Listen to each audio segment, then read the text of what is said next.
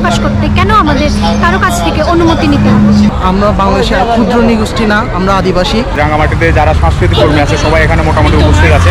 তো আমি তাদের থেকে একটু জানার চেষ্টা করতেছি যে আসলে এই প্রতিবাদটা কেন, আসলে তারা কি চায়।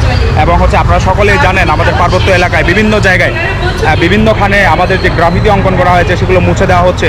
এবং সবচেয়ে দুঃখের বিষয়, আজকে হলো 18 তারিখ, 18 আগস্ট। আজকে যেটা জানলাম বান্দরবানের রুমায় একটা আশ্চর্যজনক ঘটনা, সেটা হচ্ছে ওখানকার যে সাধারণ স্টুডেন্ট আছে তারা একটা দরখাস্ত লিখেছে জোন কমান্ডারের কাছে যে গ্রাফিতি আঁকার জন্য অনুমতি চায়। How it's possible man? কেন হবে এটা যে আমি গ্রাফিতি আঁকবো দেয়ালে, আমার মনের ভাব প্রকাশ করবো, একটা গণতান্ত্রিক দেশে আমি আমার মনের ভাব প্রকাশ করব, সেখানে সেনাবাহিনীর কেন আমার অনুমতি লাগবে? সেনাবাহিনীর কেন আমার অনুমতি নিতে হবে? এটা কোন ধরনের, আমি বুঝলাম না কিছু। এটা কেন হবে? আমরা এটা চাই না। তাহলে এটা তো স্বৈরতন্ত্র হয়ে যাচ্ছে। এবং এখানে যে পার্বত্য এলাকায় সেনা শাসন যে বিদ্যমান, সেটা আপনারা হারে হারে বুঝতে পারছেন এবং আপনারা হারে হারে টের পাচ্ছেন। এবং আমরা প্রতিনিয়ত এগুলো শিকার হচ্ছি, প্রতিনিয়ত আমরা এগুলো দেখছি। তাহলে বুঝুন এবারে, আমি গ্রাফিতি আঁকার জন্য যদি আমার সেনাবাহিনীর কাছে যাওয়া লাগে, হ্যাঁ, আমি কি আঁকবো তারা যদি ঠিক করে দেয়, তাহলে এখানে গণতন্ত্র কোথায়? এটা তো স্বৈরতন্ত্র। এবং হচ্ছে সেনা শাসন, আপনারা যেমন প্লেন ডিস্ট্রিক্টে যেমন সেনা শাসন চান না, ঠিক আমরা পাহাড়েও সেনা শাসন চাই না। আমি আবার বারবার বলি, আমি বিগত বেশ কয়েকটা ভিডিওতে বলেছি যে আমাদের আন্দোলনটা সেনাবাহিনীর বিরুদ্ধে নয়, সেনা শাসনের বিরুদ্ধে।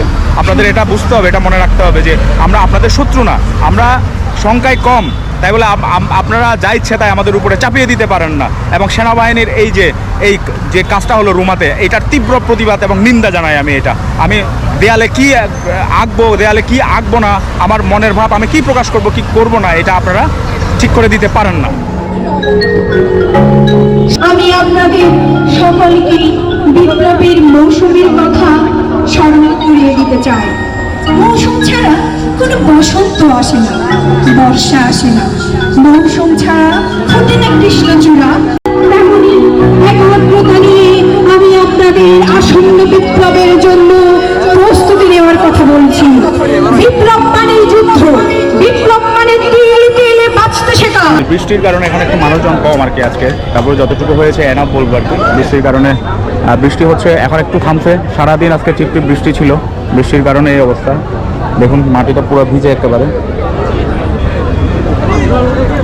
আপনার এখানে আসার উদ্দেশ্য কি, মানে কেন আসছেন এখানে? প্রতিবাদ সমাবেশ অ্যাকচুয়ালি কেন? একজন সাংস্কৃতিক কর্মী হিসেবে আপনি মানে কি চাচ্ছেন দেশ থেকে কিংবা পার্বত্য এলাকায় আপনি কি আশা করছেন? আপনারা ইতিমধ্যে জানেন আমাদের 3 পার্বত্য জেলায় গ্রাফিতি অঙ্কন করা হয়েছে, গ্রাফিতি অনেকেই মুছে দেওয়া হয়েছে। তো এই গ্রাফিতি মুছে দেওয়ার কারণে আমাদের এই প্রতিবাদ। আমরা চাই যারা এই গ্রাফিতি মুছে দিয়েছে তাদের শাস্তি হোক।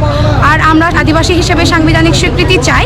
আমাদের যে ক্ষুদ্র নৃগোষ্ঠী সাংস্কৃতিক ইনস্টিটিউট আছে, আমরা সেটি আদিবাসী সাংস্কৃতিক ইনস্টিটিউট হিসেবে দেখতে চাই।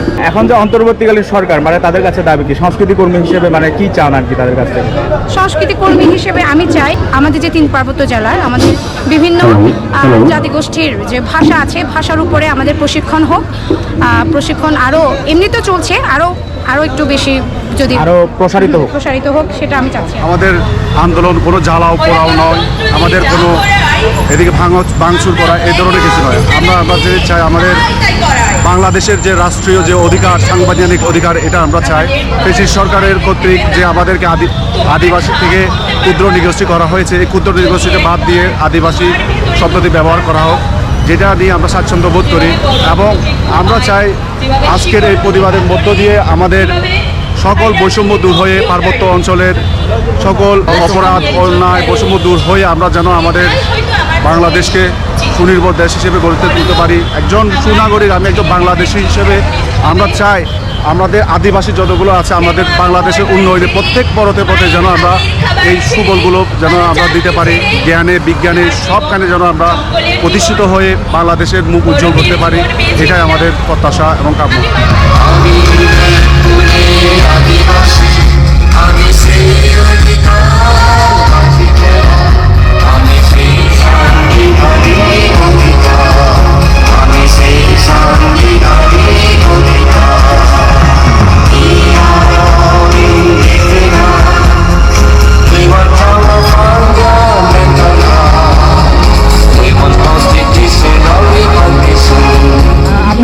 এখানকার একজন সাংস্কৃতিক কর্মী হিসেবে কেন আপনি এখানে এসেছেন এবং এই যে অন্তর্বর্তীকালীন সরকারের কাছে আপনাদের কি দাবি? নমস্কার সবাইকে, জুজু। আমার নাম সঞ্চনা চাকমা। আমি একজন সংস্কৃতি কর্মী। বিবেকের কাছে আমার খুব প্রশ্ন, এই যে গানে গানে যে প্রতিবাদগুলো হচ্ছে সেটার সাথে আমি সহমত পোষণ না করে আমি থাকতে পারছি না, এবং ঘরেও আমার পক্ষে থাকা সম্ভব হচ্ছে না। তাই আজকে আমার এই সুন্দর একটা প্রতিবাদের বিষয়ে আজকে গানে গানে ছন্দে ছন্দে তালে তালে তাল মেলানোর জন্য আজকে আমার এখানে আসা। আমার সাথে এখন আছে সুরেশ চাকমা, বর্তমানে আমাদের পার্বত্য চট্টগ্রামের একজন উদীয়মান শিল্পী। তো তার এখানে আসার কারণটা আমি একটু জানতে চাবো। তো সুরেশ, তুমি কেন এখানে আসছো এটা একটু বলো। সবাইকে জুজু। আমরা যে অধিকার থেকে আমরা বঞ্চিত বা যে সুবিধাগুলো থেকে বঞ্চিত, যে সমস্ত প্রত্যন্ত অঞ্চল আছে ওগুলোতে কিন্তু কলেজ নয়, স্কুল নয়, ঠিকমতো এই যে আমরা পড়ালেখা করতে পারতেছি না। সেই সুবাদে হচ্ছে আমাদের আমি অন্তর্বর্তী সরকারের কাছে আমি অনুরোধ করব যেন আমাদের এই যে সমস্ত অসুবিধাগুলো যেন তাড়াতাড়ি সমাধান করে দেয়। আমি সেটা রিকোয়েস্ট করবো আর কি। আমরা বাংলাদেশের ক্ষুদ্র নিগোষ্ঠী না, আমরা আদিবাসী।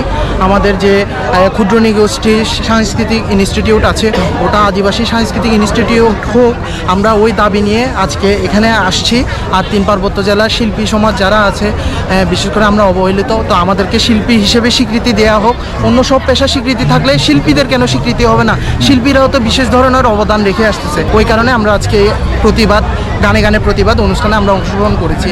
3 পার্বত্য জেলায় আমরা যে গ্রাফিটি অঙ্কন করেছি সেই গ্রাফিটিগুলো অজানা কারণে মুছে দেওয়া হয়েছে।